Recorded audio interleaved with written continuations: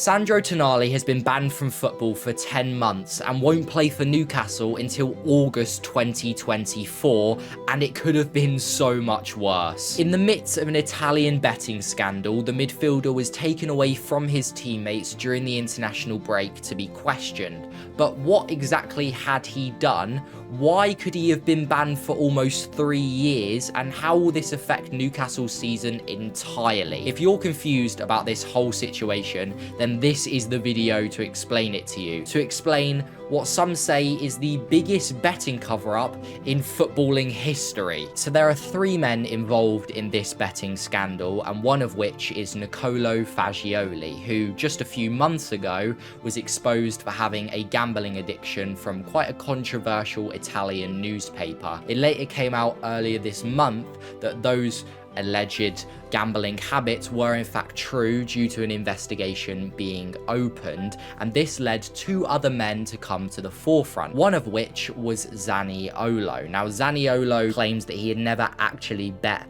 on football, but he did in fact expose a certain person for introducing him to illegal betting websites, and that person was Sandro Tonali. Zaniolo said that he was introduced to these illegal betting websites by Tonali during an under-21s international break with Italy.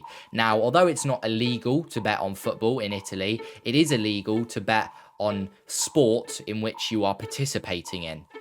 For example, elite level football, hence why they were using the illegal betting websites that would hide any traces of any bets being put on. Tonali, although refuting that he'd actually ever shared the websites, quickly complied with the questioning and immediately sought help, which might have been the best move he could have done, as his openness in the investigation got his ban significantly reduced. This came in the footsteps of Fagioli, who did a similar thing just weeks ago. It came out that Tonali had been placing bets on games that he was involved in, but due to his openness and willingness to get help, it meant that his 3-year ban got turned into a 10-month one with 8 months of treatment. Now, this does bring up the question whether or not players should be banned for betting allegations for this amount of time, due to the fact that betting is plastered all over the sport. Now, I personally have the opinion that just because you wear a logo doesn't mean that you should be more likely to go and place bets. These people are grown adults, they are not children, and if they were, they shouldn't know what Betfred is anyway. Just because you wear a logo,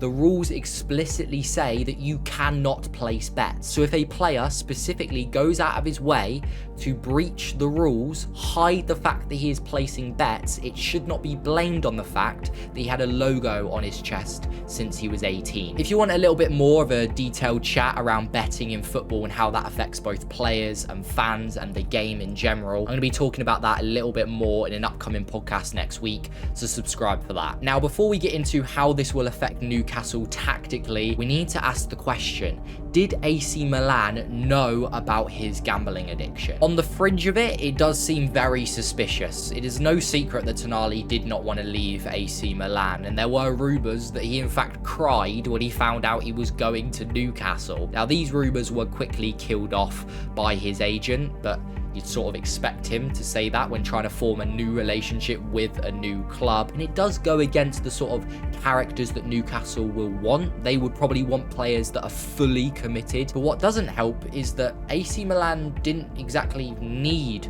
the money. They've been running a very smart way over the last few years, implementing a Moneyball look at their investments. But 64 million?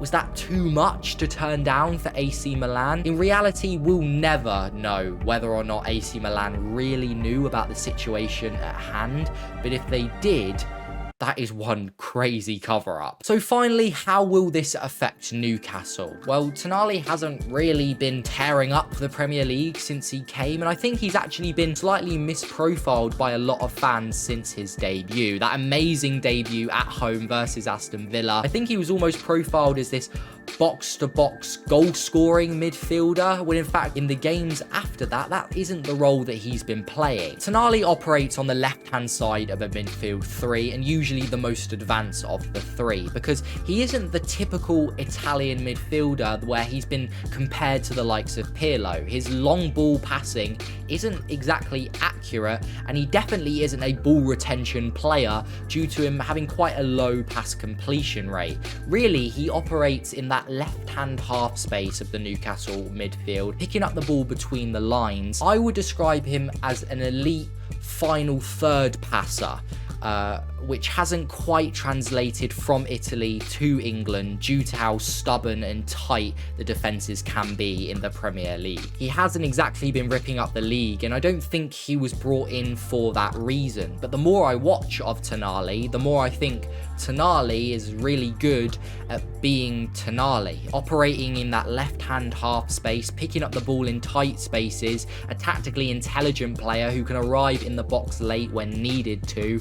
I don't think that they have a like-for-like replacement at the club. The closest I can think is Joe Willock, who is great on his day, but his day comes around every 2 to 3 games, and being linked to the likes of Neves in January, he certainly isn't a like-for-like replacement. Eddie Howe is going to have to get really creative with how he fills this gap in his team, and I think Newcastle fans will slowly come to realise that Tonali is a bigger miss than they first thought.